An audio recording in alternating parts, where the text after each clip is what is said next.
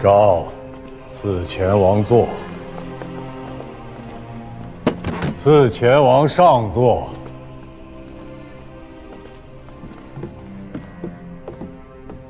此非人臣之礼，臣不敢受。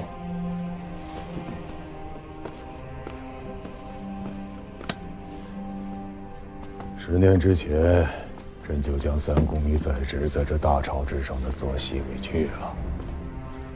大寝殿中丹池之下，无一人敢坐，除了你。臣还是站着好。卧榻之侧都是，也不见你胆小啊。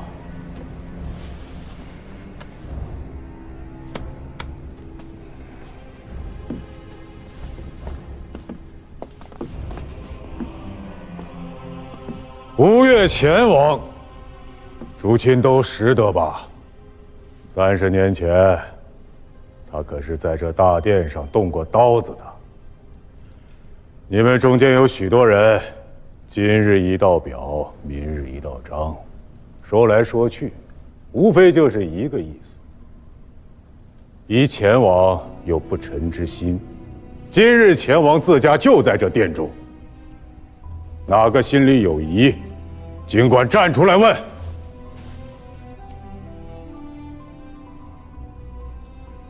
问哪？都不肯说。前王在东南，终日见章不断。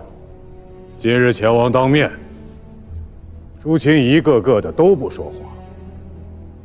好，今日不说。往后便不必再说。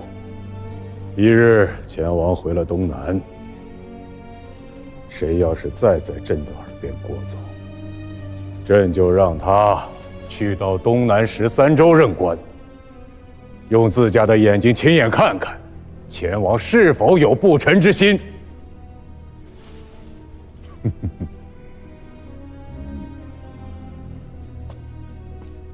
陛下，前王有大功于国，而今奉诏入晋，朝廷当未留些时日，视天下以荣宠。仓促怠慢，前期归藩，此非国家待功臣之道也。诸亲以为呢？臣附议，臣附议，臣附议，臣附议。赵先生，臣在。朕记得是去年8月，赵福，赵除之永康君，诏命颁下，他便害了热病。这一病有多半年了吧？朕知道，先生从来不会与朕打诳语。赵某小1年不曾到任，绝非是他替先生于志，自关中拉了10车大木回来盖房子，亦不是因他在开封府推官任上将内院的菜地置换成了先生家的花园。朱雀门外御街东侧的18家店面，定是他自己的产业和营生，与先生绝无半分干系。臣有罪。先生说什么？臣有罪。先生怎能有罪呢？是朕这个官家薄待了先生这个国家功臣，臣辜负天恩，臣知罪。是朕刻薄了。朕不该指望这朝中人人都如冯令公。宰相当久了，难免有小人攀附。先生亦是凡人，怎能事事见察人心？让先生德行蒙垢，是朕之过错。内翰何在？臣在。颁诏，加赵先生河阳3城节度使，检校太傅，同平章事，罢。尚书右仆射，昭文馆大学士。陛下，陛下，臣叩谢陛下天恩。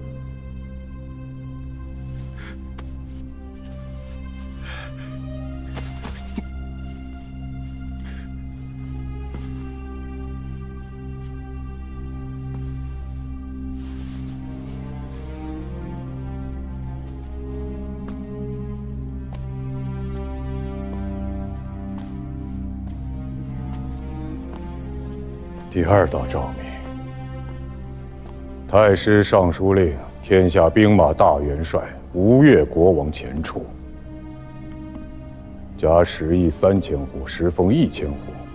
夫人孙氏册为吴越国王妃，王长子为郡，拜建武军节度使，册王长女为彭城郡君。陛下，自古异姓诸侯王无封妻为妃之典呐。自今日起便有了。自古以来，亦无前王这般至忠至孝的诸侯。诺。朕的这份心意，九郎莫要在此。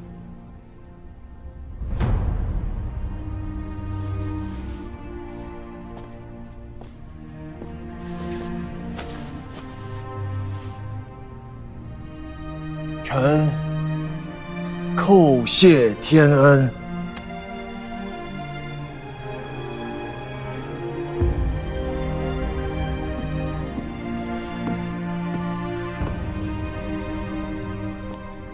来，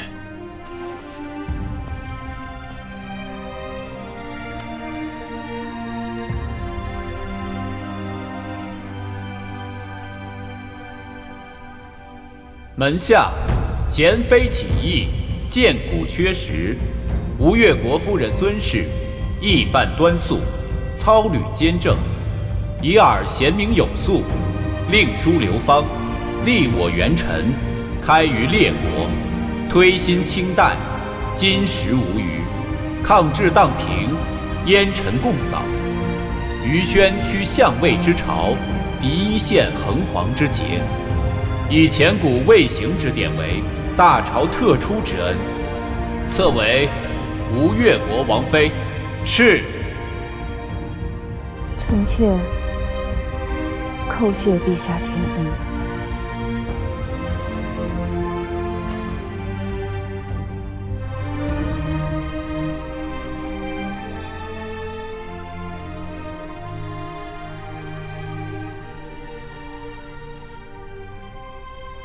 阿难的婚事也该操办了吧？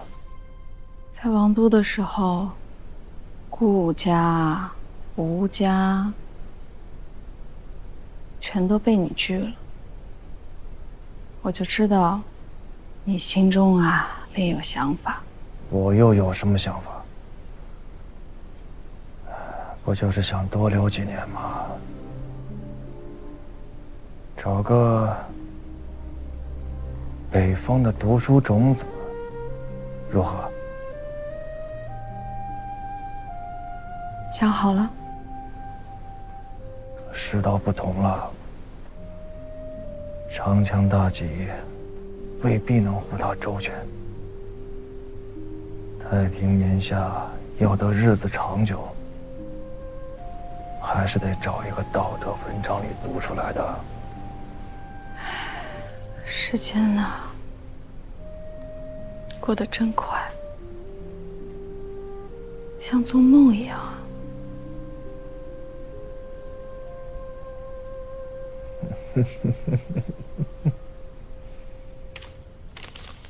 一国之赋税，尽托于士族大兴，30余年不生祸患。前王之能，也不让于孙仲谋了。父王是为朝廷守土，一是3州，皆为中国之土，东南诸姓，皆为中国之民。前世一族，亦是中国赤子。话好说，事却不好办。要使朝廷和东南赋税钱币如一，前王与郎君回转国中之后，怕是免不得要做恶人了。父王有言，既为中国之民，自当遵中国之治。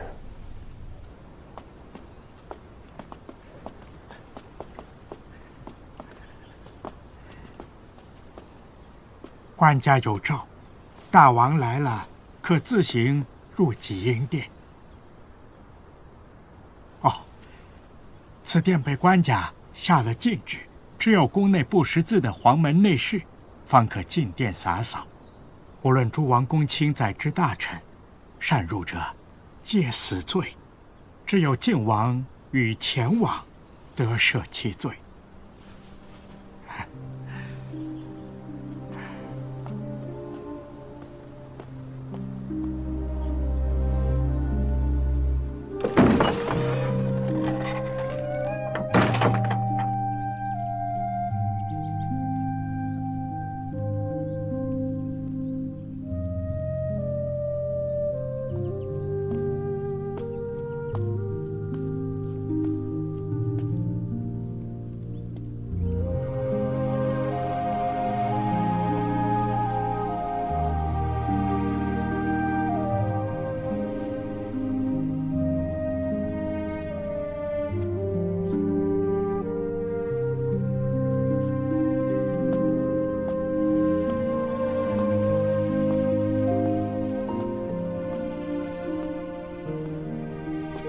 司马衷肃公，那就是个被贿了一辈子的穷酸错大。骂起朕来比阿爹还要狠些。让他陪祀在此，是想看看他们二人究竟谁能骂得过谁。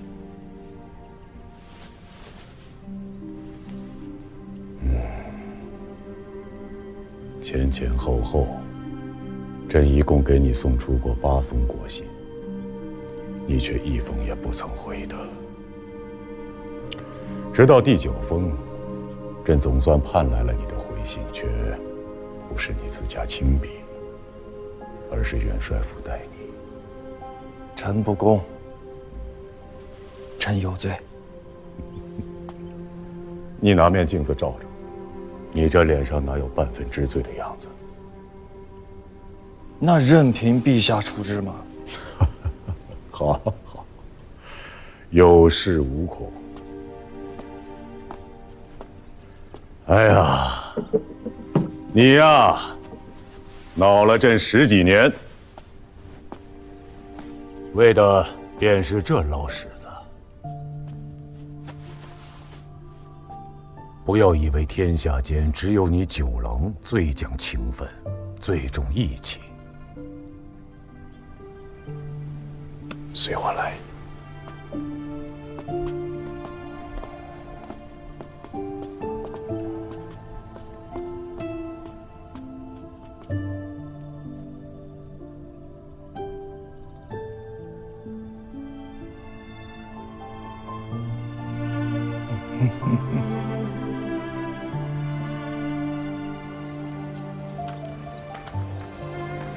赤相公，今日不来了吗？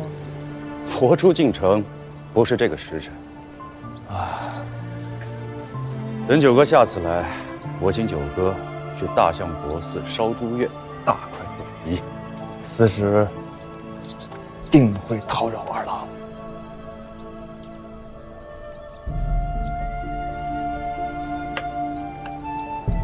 到那时节，定与九哥共饮太平年下那一杯热酒。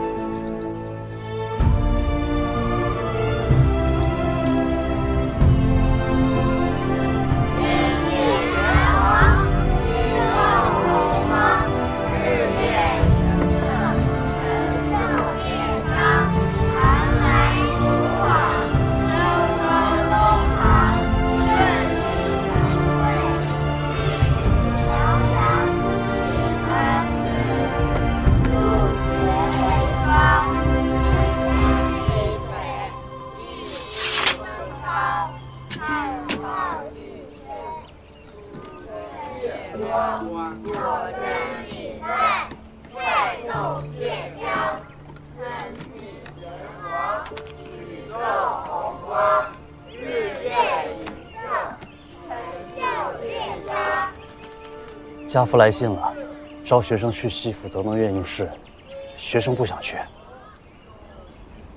前九自汴梁回来了吗？是，回来了。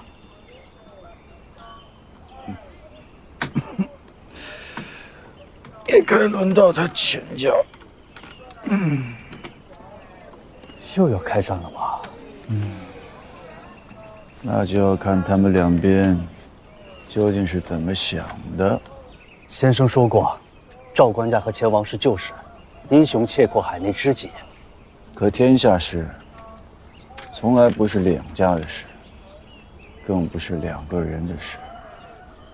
战或者不战，不是他赵官家一言而决的，更不是前九自家能定的。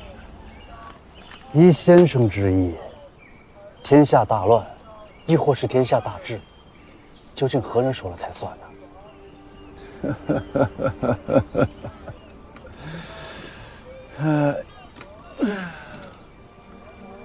都还是些刚刚开蒙不久的稚子，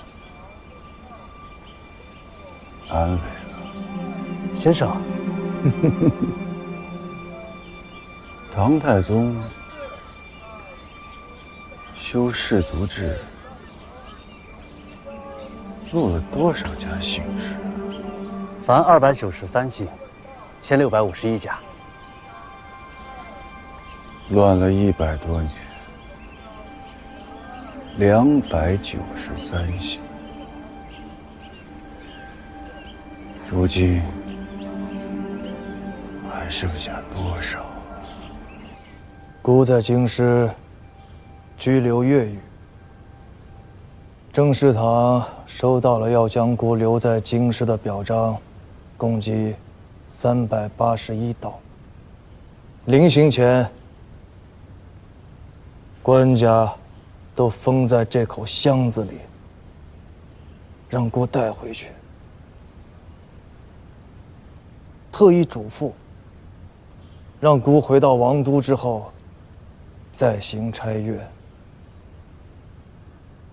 官家是在向孤表明心迹，让孤知道，朝廷并无除国削藩之意。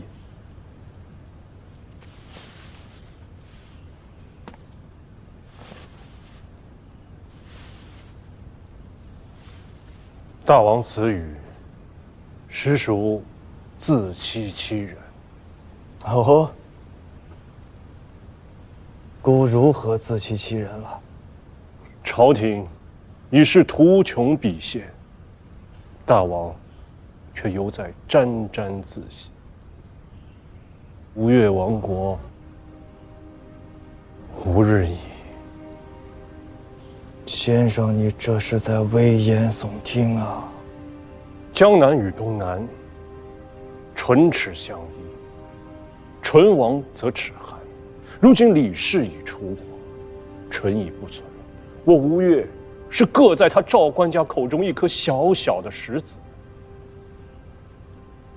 大王以为这眼前的煊赫与威荣，还能得享几时啊？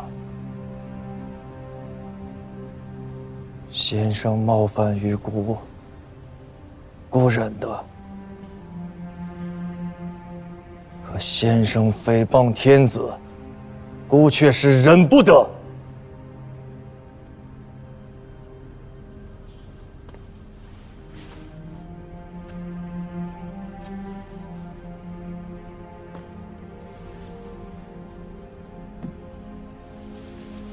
既如此，老臣启骸骨。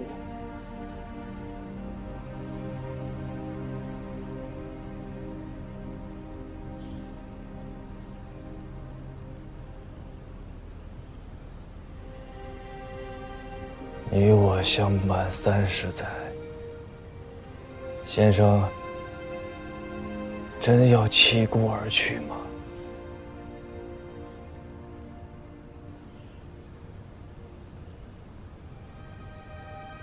九郎君啊，臣老了。做了40余载前世的臣子，如今年岁古稀，不愿再做那赵氏的臣子了。父王，你住口！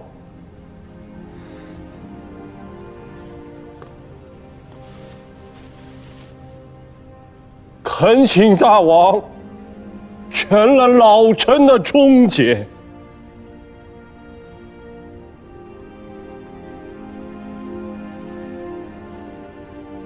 既如此，先生的词章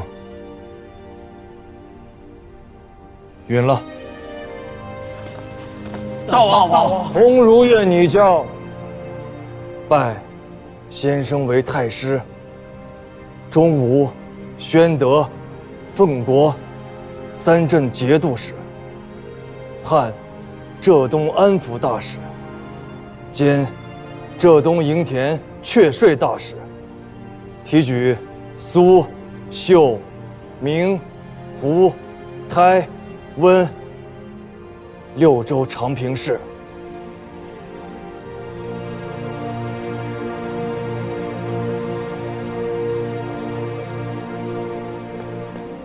下等恭送太师荣归。你们都不用做事了吗？啊？范赞时，太师，下官在。今日来送行的，连你自家在内，一一录下官职姓名，呈文相府，加摩勘1等。是。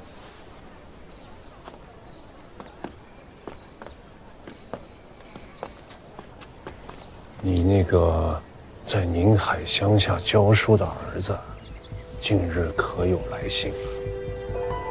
有。他真的瞎了？是。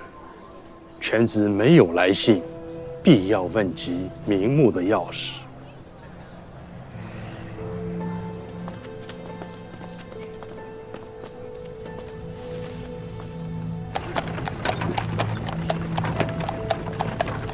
我还是不信。那便遣人去看看。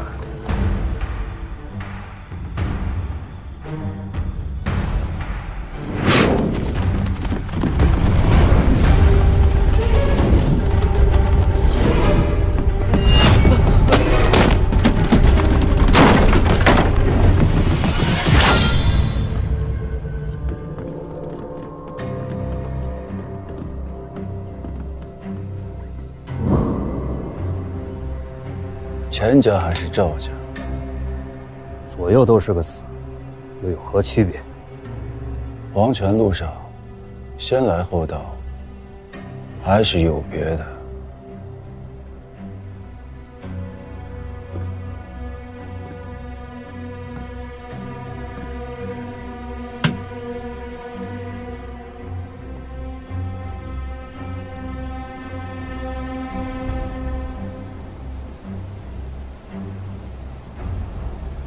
这么多人都因你而死，你居然还恬不知耻地活到今年。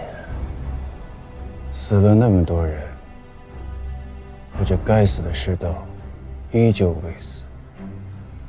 老夫眼睛虽然瞎了，心却不瞎。我就是想好好看看，这世道究竟何时方死。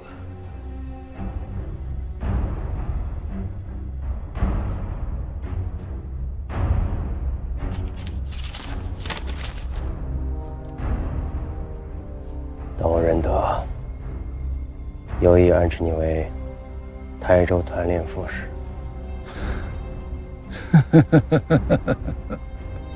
你笑什么？一个80多岁的人了，当年受了杨家恩德，杨家一门死绝，后来又受了李家的恩德，李家成了亡国之囚，如今又要受钱家的恩德，搞不好日后还要受赵家的恩德。这恩德，一个快入土的孤老头子受得起，钱王和赵官家受得起吗？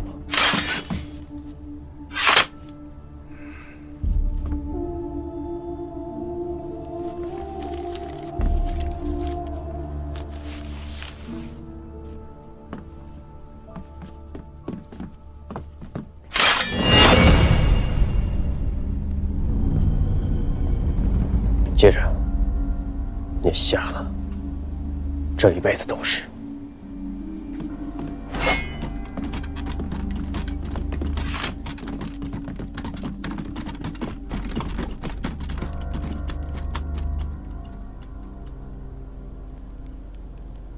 落下这许多姓氏，也不知道是个什么意思。太宗修氏族制，武皇高宗做姓氏录，耄耋老翁，叠经惨变，国家都亡了，竟还有这般志气。哼，他且死不了啊！老儿不死是为贼，祸害1000年。旗手的4个字，缺一个，空出一个位置，却不知是何缘故啊？却乎有些为难呐。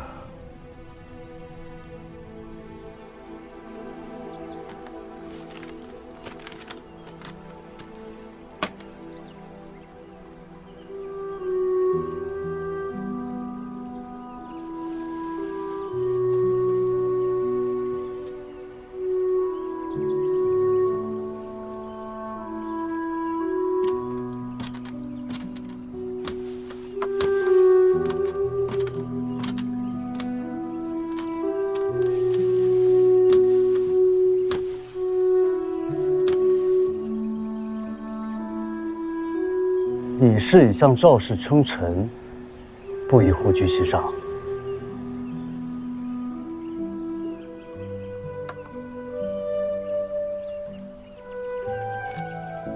天下藩镇归于一统者，实居其九。能与赵氏、李氏、钱氏相提并论者，如今也只剩下一个河东的刘氏了。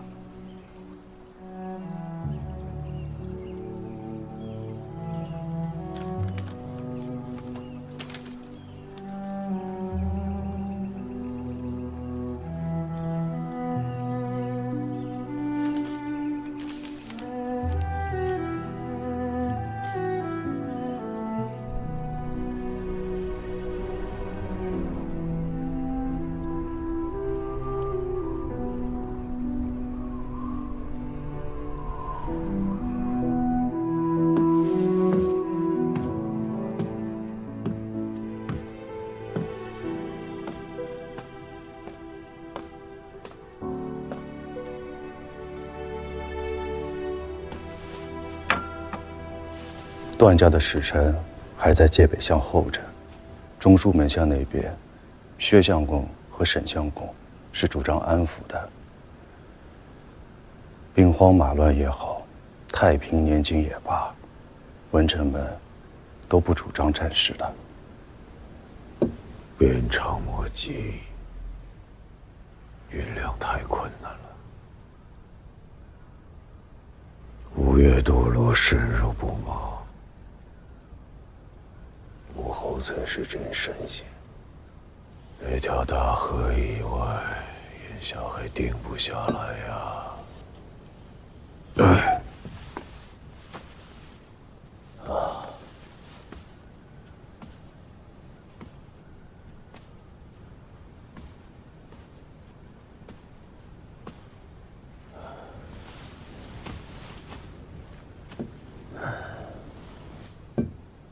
太原不归，乱世不终啊！没了燕云16州，两河便是中国的门户。河北那扇门只剩一半，河东的一整扇全在刘家手里。两位相公算了10几日，江南一战，积累了10多年的军粮，迷耗一空。虽不至于捉襟见肘，但要再大型兵力是不够的，除非追回捐免江南钱粮的诏命。这扇门固然要紧，却不是眼下的急务。与九郎约定的是开宝13年吧？还有5年。14年，现在已是开宝9年。9个回去，已经半年多了。最近老是犯迷糊，老了睡不得成觉了。半个时辰一醒，一宿也就能睡2、3个时辰。太医的嘱咐，该听还是要听的。酒便不要再吃了，吃肉也别借着肥嫩猪下口。听他们的，吃也吃不得，喝也喝不得。我还不如即刻便死了，省得活遭罪。哎，该忌讳还是要忌讳的，否则4年之后，恐怕都没法亲征了。你当真以为，即便此刻兴兵，你阿兄还能亲征吗？自家最知自家的事，我这身子骨大不如以前了。表彰看不到1个时辰，眼前便有小虫子晃来晃去，搬得再久些，整个脑袋都疼起来了。小一哥亲征关南是38岁，朕如今已是半百了。阿兄慎言，不吉利。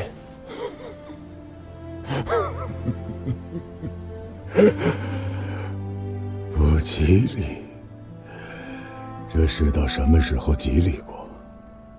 你我这辈子也就这样了，只能期盼着下辈子能干上一个大吉大利的好世道。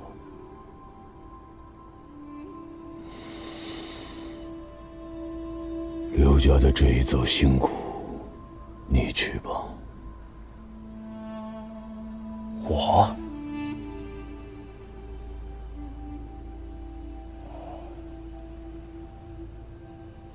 等着。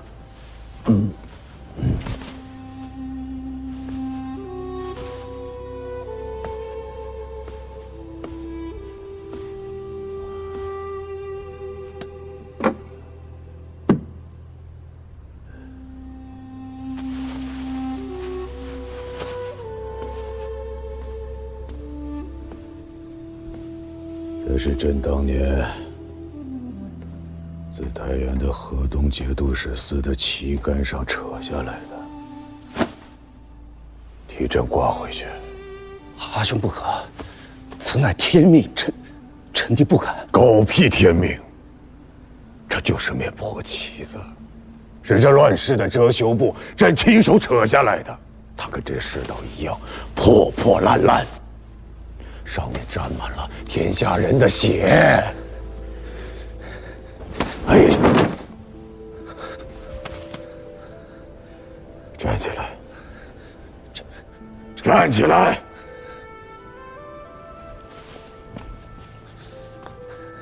二郎，你38了。当年冯令公问小一哥，刘令公准备好担起这个天下了吗？他说的可不是这天下的富贵与尊荣，60万斛谷买来的东西，值个屁的富贵与尊荣。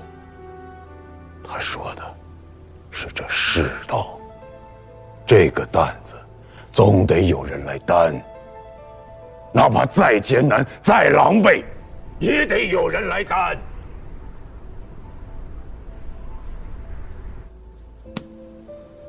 小一哥担了6年，你阿兄我担了16年，其实也没那么难。苦些累些是真的，但这天下不是一个人担得的。九郎在东南，他不苦，他不累吗？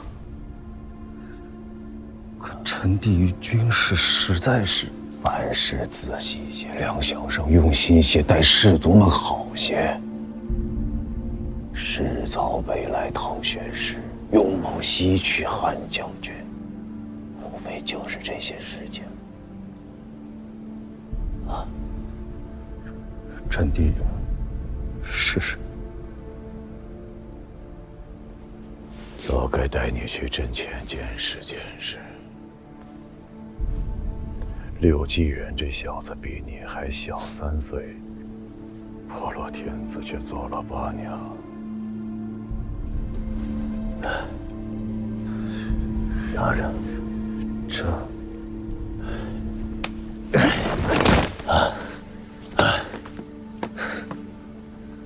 拿着。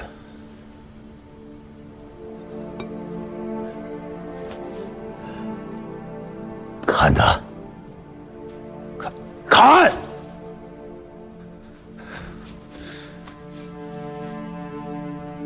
有理！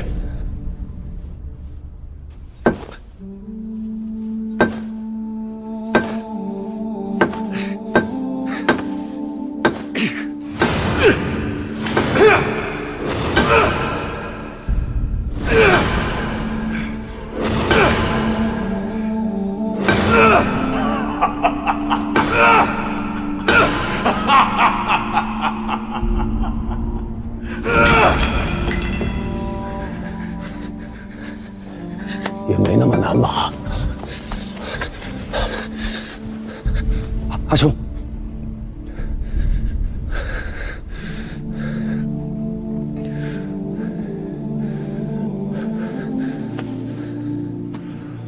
你回去歇歇吧。臣弟告退。阿兄也早点歇歇，这夜夜的耗，天人也受不住。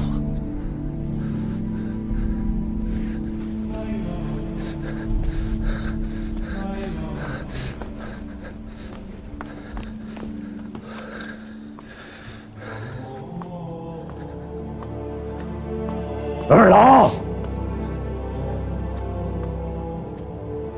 好生去做。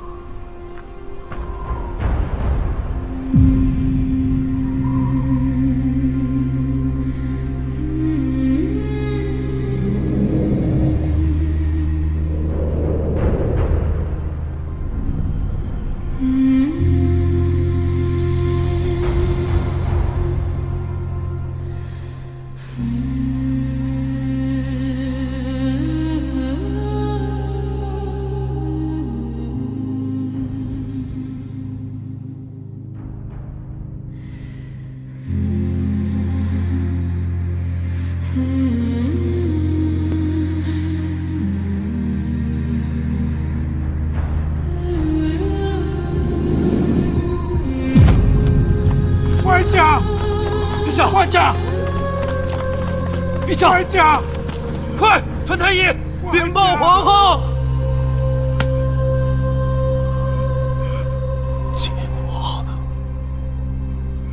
靖王入朝。靖王，官家，陛下，官家，陛下，官家，陛下，官家，陛下。